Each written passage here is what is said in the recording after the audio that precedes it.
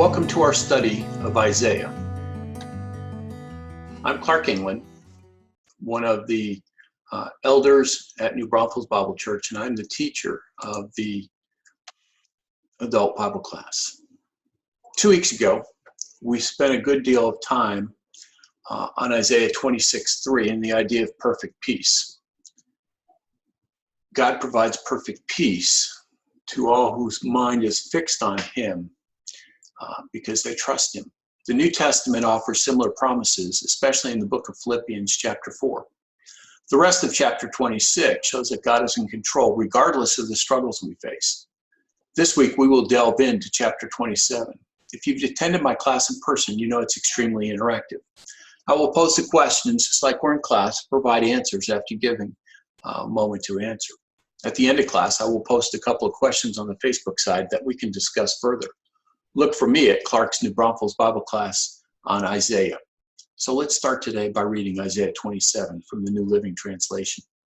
In that day, the Lord will take his terrible swift sword and punish Leviathan, the swiftly moving serpent, the coiling, writhing serpent. He will kill the dragon of the sea. In that day, sing about the fruitful vineyard. I, the Lord, will watch over it, watering it carefully. Day and night I will watch so no one can harm it. My anger will be gone. If I find briars and thorns growing, I will attack them. I will burn them up unless they turn to me for help. Let them make peace with me. Yes, let them make peace with me. The time is coming when Jacob's descendants will take root. Israel will bud and blossom and fill the whole earth with fruit. Has the Lord struck Israel? Has he struck her enemies? Has he punished her as he punished them? No, but he exiled Israel to call her to account. She was exiled from her land as though blown away in a storm from the east. The Lord did all this to purge Israel's wickedness, to take away all her sin. As a result, all the pagan altars will be crushed to dust. No Asherah pole or pagan shrine will be left standing. The fortified towns will be silent and empty, the houses abandoned, the streets overgrown with weeds. Calves will get grazed there, chewing on twigs and branches. The people are like dead branches of a tree, broken off and used for kindling beneath the cooking pots. Israel is a foolish and stupid nation, for its people have turned away from God. Therefore, the one who made them will show them no pity or mercy.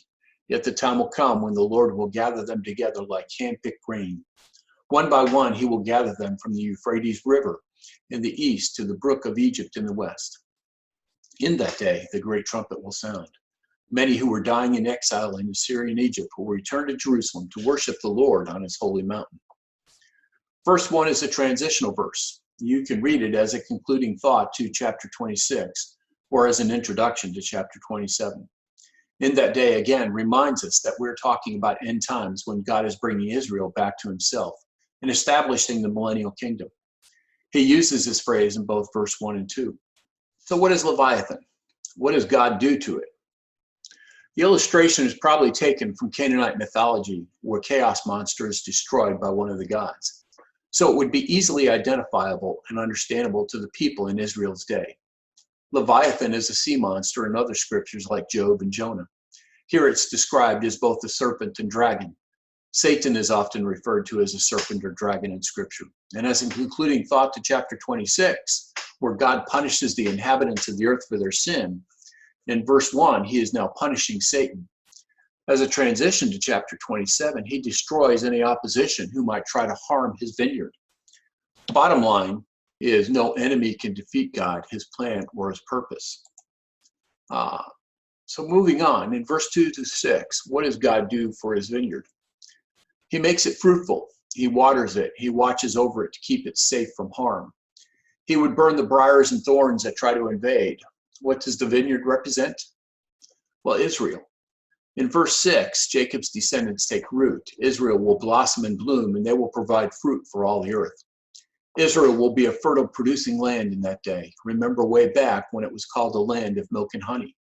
Take note of verse 5. The nations who oppose Israel in verse 4, the briars and thorns, are offered the opportunity to make peace with God, to fall under his protection, but the choice is theirs. In verses 7, what is God doing to Israel? Why is he doing this? Well, God is punishing them. He is exiling them from the promised land.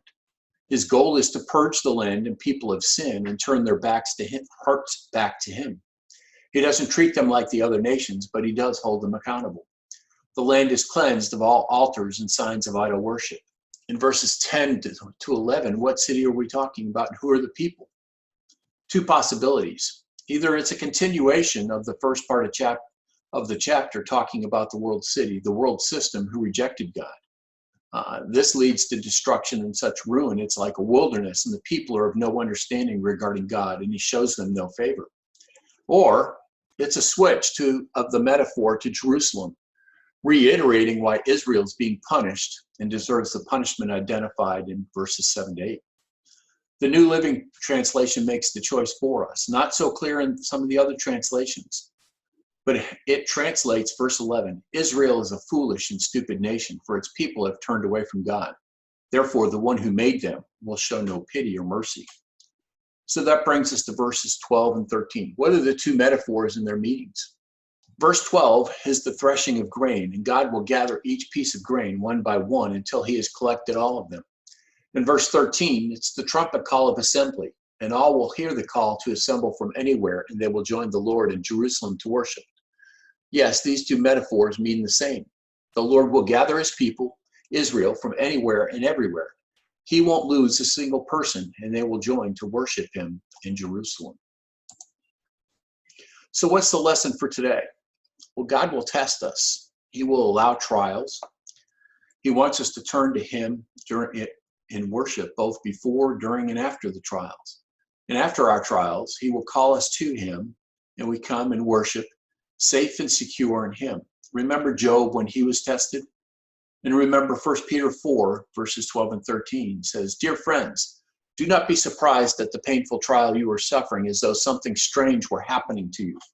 But rejoice that you participate in the sufferings of Christ so that you will be overjoyed when his glory is revealed.